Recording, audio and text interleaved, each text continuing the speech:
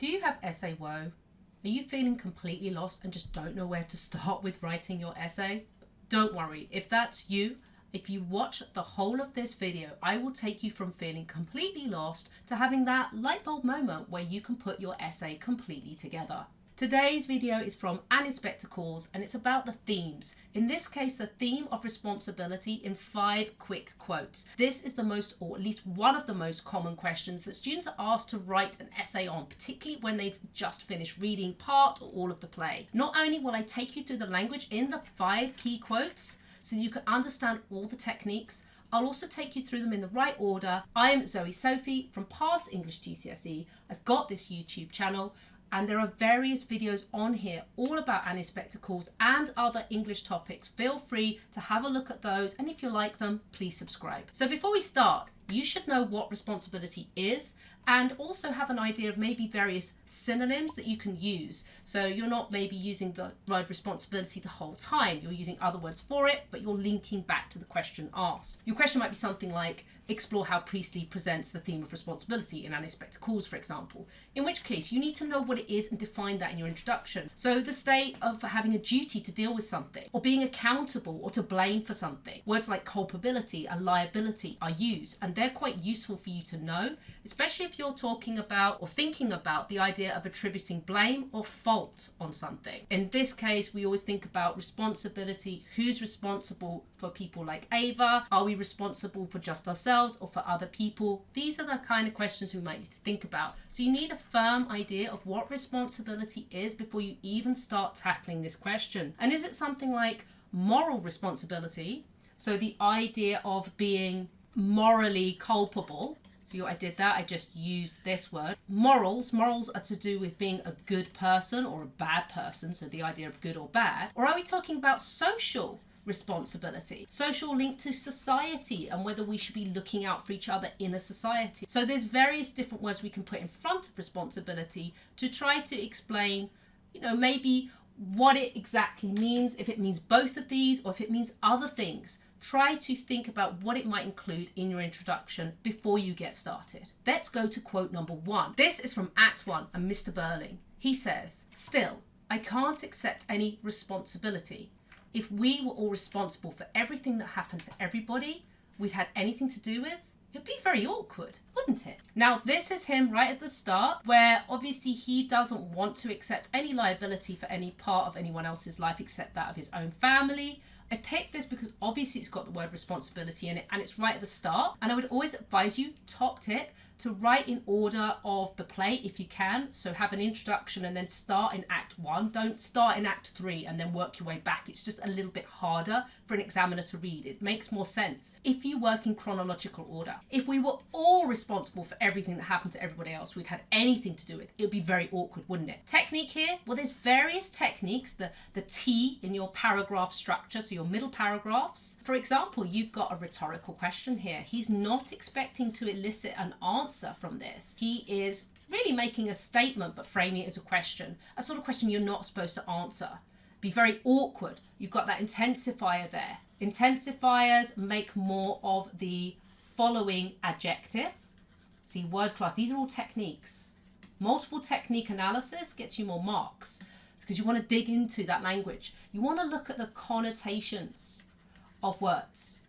Connotations. So connotations are the associations most people, in this case an audience, I know we're reading it, but it's designed to be watched. In this case, what an audience might associate with that term. So the connotations of awkward might make us feel uncomfortable, for instance. If it's something's awkward, obviously we might think it's bad, but we're trying to go into more detail of this. If he's thinking socially awkward, maybe he's thinking that something is impossible, as in unworkable. It's very awkward. It's if we were all responsible for everything that happened to everybody. Of course, no one can be responsible for everything that happens to everybody. So I think in that sense, he's sort of exaggerating here to try to prove his point. I can't if we were. So using pronouns here. So we is the first person collective pronoun. And why is he using that? The effect of that, and it's not enough just to tell me the technique. You need to know why it's being used. You need to relate it back to his responsibility. He doesn't want to take responsibility in Act 1. First person collective pronoun, we, it's to build this sense of solidarity between himself and who he's addressing. Build solidarity, this sense of agreement. We couldn't possibly do it. I can't accept any responsibility. So he's refusing to accept responsibility here. It's not enough just to repeat this line. You need to analyse it. Now, would an examiner expect you to remember all of this? No, please don't worry. I've put all this here. I just wanted to include the whole of it so you could at least know what was said. ... It would be very awkward, wouldn't it? I remember this bit. It'd be very awkward, wouldn't it? Because you've got that rhetorical question, you've got very the intensifier and the awkward adjective, and you've still included your pronouns there. So as long as you remember, a bit of that, you will be fine. That is quote number 1. Quote number 2 is the inspector. I try to, for different themes, include different characters and different techniques. It just varies your essay and it shows your examiner you know more and you've got more to write about. The inspector, massively. Public men, Mr. Birling, have responsibilities as well as privileges. Now, this is from Act 2, so this is later on. Stage directions are really important. Please don't forget about them. Technique number 1, it's a stage direction. What is it? It's an adverb. Massively. I assume by reading that, and it's a director and an actor decision on how they use that adverb to deliver that line. Now, I know it's a play, so the audience aren't going to see the word massively, but you can write about it because it informs how the line will be delivered. So massively, I would assume that is delivered with emphasis. Massively. He's being commanding. He's assuming power here. Why? Because with regards to responsibility, remember all of your paragraphs have got to relate back to the question. He is refuting. That means sort of arguing back. He's refuting Mr. Birling. And he's done that by using, I would say this. Look, responsibilities are sort of like an obligation, aren't they? Something you have to do. Obligations. They're things that we sign up to do. We ought to do. Some are assumed, some are explicitly taken, but they are duties. Whereas a privilege is more of an honour or a perk. It's something we earn and we get and we're given, but it's not the same as a right. A right is implied that you have a right to life, to not be killed, for example, but a privilege might be getting ice cream, right? I know that's a horrible thought. We don't have a right to ice cream. I know, sad point, but it's a privilege. So you get the difference. Responsibility, obligation not to kill people. A privilege might be being able to get something. He's saying public men, so men in the public eye, have responsibilities as well as privileges. So although you can get perks in life, there are still obligations and duties you ought to fulfill. Now, I'd say these two words here, responsibilities and privilege, I'd put it under a juxtaposition. I wouldn't say it's a paradox per se because they're not, you wouldn't necessarily say they can't both be in existence. You can have both. I say it's a juxtaposition because they're opposing ideas in the same line. And those opposing ideas should sit next to each other quite well. That's what the inspector's trying to do. He's refuting Mr. Birling to promote the theme, or you don't even need to say theme, but to promote the idea of being responsible, of social responsibility, of looking out for other people. That's what he's trying to do. And your paragraphs at the end should always refer back to how Priestley's presenting responsibility. He's doing it through the inspector and through the techniques the inspector uses. Quote number 3. This is from Mrs. Birling. So different character again. Mrs. Birling, I'll tell you what I told her. Go and look for the father of the child. It's his responsibility. That's in Act 2. So instantly, I'm sure you'll notice, go and look for the father. Those are imperative verbs. In other words, commands. I'll tell you what I told her. Notice she uses her, not the name. So no name. Could we infer disrespect there? So this is obviously Mrs. Birling talking to the inspector about her part in not helping Ava Smith when, well, Ava Smith called herself Mrs. Birling at the time, which annoyed Mrs. Birling because obviously she thought this is an imposter, this person's a liar. But she refused to help her point blank. I'll tell you what I told her. Go and look for the father of this child. It's his responsibility. His distancing pronoun. It's very much that feeling of us and them. So us is first person, them is third. So his, hers, theirs, they, it's third person. He was going for his walk. Distancing, third person. or third person narrative perspective is used to create a sense, when a writer uses it, of objectivity, of distance, of truth. It's a distancing pronoun. So it's very much saying, using this, it's his problem, not ours. It's her problem, not mine. There's a phrase for this. It's called passing the buck. Passing the buck, if you've not heard it before, is an idiom.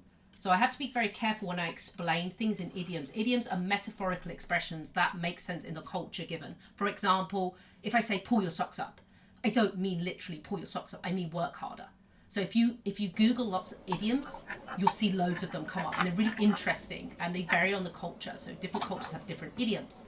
Passing the buck is the idea of, again, passing on responsibility. So she doesn't accept that she's got a duty, again, that idea of responsibility and duty and obligation. She doesn't accept she has a duty or an obligation to hear the girl's story out and to consider the fact it might be true. She had a duty to treat her fairly and to consider her case. And she did not do that because of the name. So she merely gave her a command, an instruction. She gave her an instruction instead of help. Instruction instead of help. So referring back to responsibility, Mrs. Birling advocates it's the father's responsibility, which by this point the audience has probably worked out, spoiler alert, the father's Eric. It's her grandchild. So you've got a little bit, perhaps, of dramatic irony here, if the audience has worked it out, which is pretty starting to get very clear. It is. So dramatic irony is also a technique, and it's where the audience knows something. Audience know, but character doesn't know. I would say that happens here, because she's passing on to the father the responsibility. But actually, she's related to the father, so she's wrong. And we know she's wrong, but she doesn't. So these techniques combined, imperative verb, the command, the distancing pronoun, the dramatic irony, the instruction, they all make her look bad. But remember, it's about responsibility. So far we've had Birling won't take responsibility. The inspector says you have rights as well as obligations as well as privileges. And you've got Mrs. Birling saying it's nothing to do with me. It's a father's responsibility. She's right, but the father's related to her. So you've already got quite a lot here you can put in your responsibility essay. Quote number 4 is Gerald Croft, different character again. This is in Act 2. He waits a moment, then in a low, troubled tone. She told me she'd been happier than she'd ever been before, but she knew it couldn't last. She didn't blame me at all. I wish to God she had now. Perhaps I'd feel better about it. Now I selected this because it used the word blame. And if you remember in the earlier slide, I talked about synonyms or other words or related terms for responsibility. And I thought this was quite an interesting one. This isn't your standard responsibility quote that teachers might give you a sheet with responsibility quotes. This might not be on there, or if it is, it's among lots. I thought this was interesting because it was another character's perspective. And it's, going through the same sort of similar trajectory of order. It's Act 2. This is slightly earlier, I think, than quote number 3. So to just double check that. But you get the idea. So you've got another character again.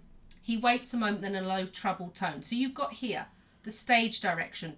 The tone, it's how someone speaks to you. So for example, if I said to a student, sit down, that would be one tone. If I said, sit down, I'd be quite rude, wouldn't I? And that would be quite an aggressive tone, whereas the first tone was polite. So that's the way you say something. Way something is said.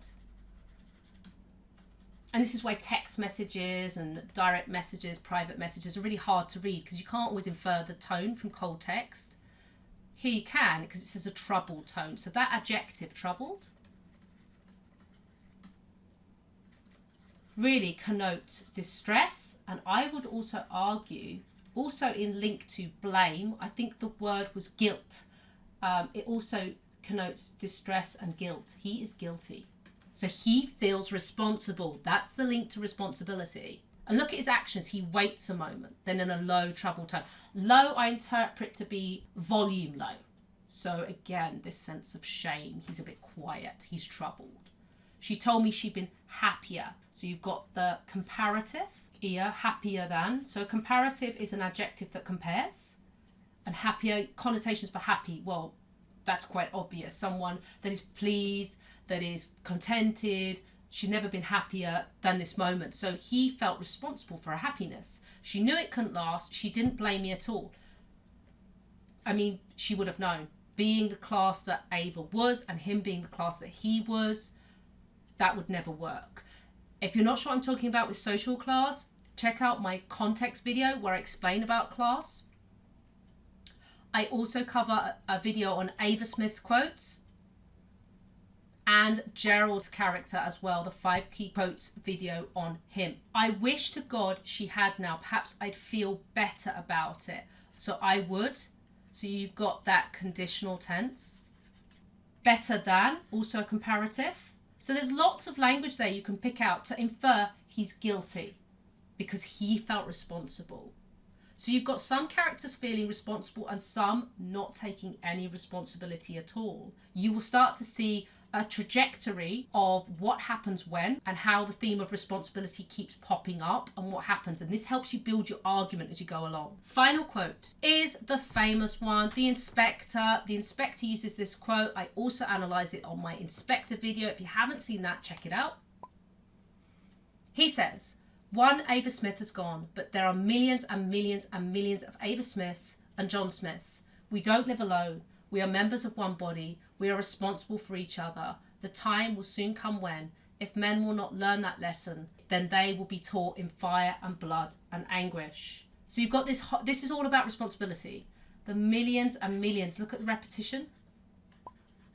Repetition for emphasis. There's so many of people just like Ava that need our help. These names are just representative, really, of the poor or average people. There were more poor people around than people like Gerald Croft, way more. And they supported and looked after the middle and upper classes because there were more of them, so they served them. There are lots of them. We don't live alone. So you've got that first person possessive pronoun, and it gives the effect again of solidarity, of being collectivist, of being in it together. Now if this doesn't make sense, again, go back to my context video. I talk about Priestley's aims, why Priestley wrote the play and what he was trying to do, and responsibility is closely linked in with Priestley's desires to make his audience more collectivist, make them more responsible, make them watch the play in 1945 onwards after the World Wars, even though it's set in 1912, and have this idea of we are all in it together. We are responsible for each other. That's what Priestley wanted to do. And he did it through the inspector. The inspector is Priestley's mouthpiece. Priestley is socialist. And as such, I think the word socialist has social, society. That was his sort of political leanings. So be close to the Labour Party now. As a socialist, he wanted people to feel more engaged and responsible for each other. So if men will not learn that lesson, then they will be taught in fire and blood and anguish. Look at that violent imagery there. That links into it being a morality play, of there being consequences for not taking responsibility for other people. It gives that sense of if you don't do the right thing, bad things will happen to you. So quite punitive. We are responsible for each other. You don't need to memorize all of this quote. By the way, there's a lot here. No examiner would want you to write all of this out because it's a lot of memorizing. It's more about the analysis, but I wanted to put it all here so you could hear it again because it is a key quote. This quote will help you out for responsibility, for inspectacle, for Priestley's aims and context, for Ava Smith. There's quite a few different themes and characters that this quote will help you out on, so it's a good quote to know. And finally, just to summarize before, now stay till the end because I will talk about the responsibility essay, but just so you've got an idea of things to think about, maybe to put an introduction or conclusion, it's a key theme. It comes up all the time. If you don't know how to write about responsibility, you need to because it's so important. It's sorely lacking from some characters. So the Birlings, Mr. and Mrs. Birling, don't really take responsibility, nor does Gerald really, but Sheila and Eric do. It is the inspector's driving force for change. And remember, the inspector is Priestley's mouthpiece, so Priestley wrote this play as a driving force for change to make the audience more socialist. It's class focused. If you look at the classes of the characters, go through my character videos. I've done many of them. Everyone from Edna, Ava, to Gerald Croft right at the top. You'll notice how there's a link between responsibility and class. The upper classes, the conservatives, seem to not like the idea of taking responsibility for other people so much as the lower classes do. And as I've said, the younger generation, Sheila and Eric, do take responsibility by the end. And it represents Priestley's moral code, which links into morality, remember, being good or bad, and his code, his sort of ethics, if you like, his way of doing and thinking about politics. So finally, here is what you've been waiting for. Thank you for watching this so far. The essay plan, structure and tips. Look, paragraph 1, paragraphs 2 to 5 and paragraph 6. Now, the number of paragraphs may depend on your exam board, so look at the number of marks available. If it's 30 plus marks, you're probably going to want 6 to 8 paragraphs. If it's only 20 marks, it's probably more like 3 to 4 paragraphs, and you might not need such a detailed introduction and conclusion for that. So check how many marks for the question on your exam paper. Now, if you're looking at it thinking, oh my God, I don't know how to write an introduction, check out my video on exactly that, where I talk about an introduction for Mrs. Birling. That said, it's not just on her. You can use my method that I write about her. That method translates to any character. So if you finish watching this, go and watch that so you can find out exactly what goes in the introduction. I demonstrate it, and as you'll know, everything I do, there is a link in the video description which you can go and help yourself to as a model.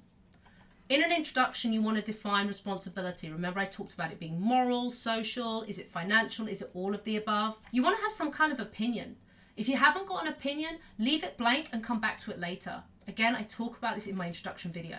I would start it something like, Priestley highlights the importance of theme, insert theme here, through, and then I put the techniques. So the techniques you're going to mention in your paragraphs 2 to 5 or 2 to 3, however many you do. See point, evidence, technique, explain, refer back to question plus context, or you might use, a different version. Whatever of these or something else you use, it's not a problem. But most of them, I know there's not a T in all of these, but most exam boards want, for assessment objective 2, they want to link to some kind of reference to the writer's craft, how the writer does something, the technique. Is that a verb? Is it a pronoun? Is it the connotations of an adjective? Something like that to analyze the techniques within the language, within the evidence you've quoted. Leave this bit blank if you can't put all the introduction together. You leave a few lines and then go on to paragraphs 2, 3, 4 and 5. Whichever order you write about it. The C is context. Check your exam board want bit of context and then start writing your analytical paragraphs. If you don't know how to do these and you want more detail, again, check out my how to write an analytical paragraph video. I include this on Mr. Birling. Watch it because I go through with an example on how to do it. And again, the links are in the video description, so you can just take one and use it as a template for writing about your theme or character. By the end, you want to start it just to let your examiner know you're done. It only has to be short. In conclusion, Priestley presents responsibility as, and you want kind of synonym, mirrors what you said here, but it's not a copy. But the introduction and conclusion should sort of complement each other. And it should link to an argument in your analytical paragraphs, because as you go through each individual character, what they say, and it doesn't need to be every character, but you'll see from the 5 I gave, I did different characters. In the order of the play, so you might start, paragraph 2 will be Mr. Birling in Act 1, paragraph 3 might be Mrs. Birling in Act 2, and then you might, paragraph 3, 4, 5 might be right at the end with the inspector in Act 3, talking about the millions and millions speech, for example. You'll have some kind of idea of how responsibility is promoted, how Priestley wanted to change his audience's beliefs. Remember I said it was his moral code. Something along that, a perceptive point in your conclusion will help you out to show the examiner you know how that theme is presented. And this essay plan, this structure, and all the tips I'm giving you, this works for all characters and themes that you may be examined on in this play. I hope this has helped you out. If it has, feel free to visit my website www.passenglishgcse.co.uk, where you can see more information about my tutoring. If you've got a comment about this video and you'd like to add it, please do. I'd love to know what you think, and please help yourself to all the links in the video description, and feel free also to go and watch other videos that will help you in this series on being able to write an essay about and in spectacles. Thank you.